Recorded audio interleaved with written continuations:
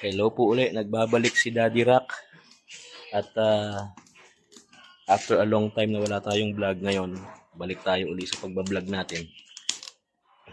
Nandito na kami ngayon sa Isabela, nakauwi na kami at naging busy-busyhan for the past 10 months, ganun, na maraming nangyari. So ito, nagsisimula ng buhay ngayon sa Isabela. Home dad pa rin tayo pero may konti ng pagbabago. Mas busy.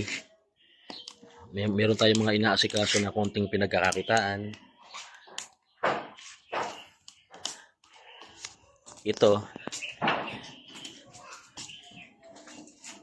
Ayan, yan ang ating konting pagkakakitaan ngayon. Nagsisimula pa lang tayo. Nagsimula ako sa 4. So, magbablog tayo ulit tungkol sa mga ganito naman. Iba-iba pa rin, variety pa rin. Magluluto pa rin tayo. Magpapakita tayo ng ating mga daily routine. Papakita rin natin sa inyo yung ating daily routine sa ating pamumuhay dito sa Isabela. For now, eto muna tayo. Pasensya na kayo. At wala munang masyado. But eventually sa mga susunod na araw, pakikita natin yung mga ginagawa natin. Okay? Ngayon, eto tayo. Back to basics. Naggagatong tayo ng ating pang-ulam. Nagluluto tayo sa gatong. Ayan, naglalaga tayo. May gas naman kami dito pero wala, trip lang. Ang daming kahoy sayang. Outdoor cooking. And so far, so good. Okay naman kami dito. Maayos naman. Kasama ko sila sa loob. Tingnan natin sila. Pakita ko sa inyo yung mga bata. Ayan, ito yung mga bata. Hi, Mara. Say hi to camera. Hi. Hi. Ayan, naka-adjust na siya rito. Ngayon. Naka-adjust na siya. At ayan yung aking bunso.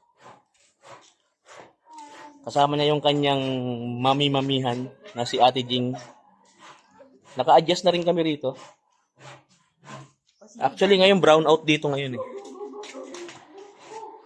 Brown out. Walang ilaw.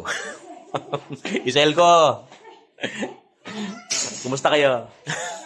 Brown out. Hindi, pero in fairness, nag-a-announce naman sila kapag nagba-brown out.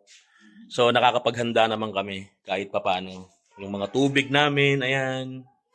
Tsaka yung mga cellphones na naka-charge na bago mag-brown out, napaghahandaan naman. Ito yung nanay ko, kasama ko. Vlog to, vlog.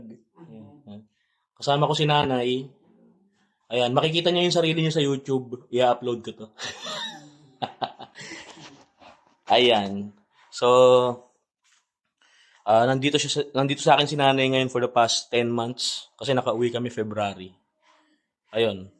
Pero this month, uuwi na rin siya sa 15. Actually, araw na lang binibilang niya. Uwi na rin siya.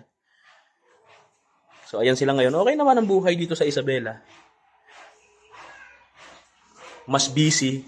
Kasi doon sa Abu Dhabi, naghihintay lang ako sa bahay. Pagkakain, pagkaluto, wala nang gagawin. Dito, maraming gagawin. At kahit paano, may konting pinagkakakitaan tayo. Si Mrs. na iwan sa Abu Dhabi dahil kailangan niyang maiwan doon dahil hindi niya basta-basta pwedeng maiwan yung kanyang trabaho. May posisyon siya doon kaya hindi basta-basta na makakaalis. So, eto muna sa ngayon. For the next coming videos, papakita ko sa inyo yung mga routine kung anong ginagawa namin. Meron pa kaming routine sa palengke. Kasi may pwesto sa palengke yung mga biyanan ko. Tumutulong tayo ron ng konti. And may mga ilang sasakyan na dinadrive na rin natin kahit paano. So, ipapakita natin lahat yun.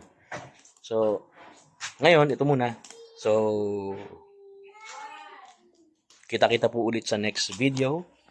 And ito po ulit si Daddy Rock at your service. God bless you. Ayan, gusto raw niyang mag-ride ng tricycle. Mag-joyride kami sandali. Sandali lang. Saan ko ba ilalagay itong cellphone ko? Wait ate, we will show mommy. We will show mommy.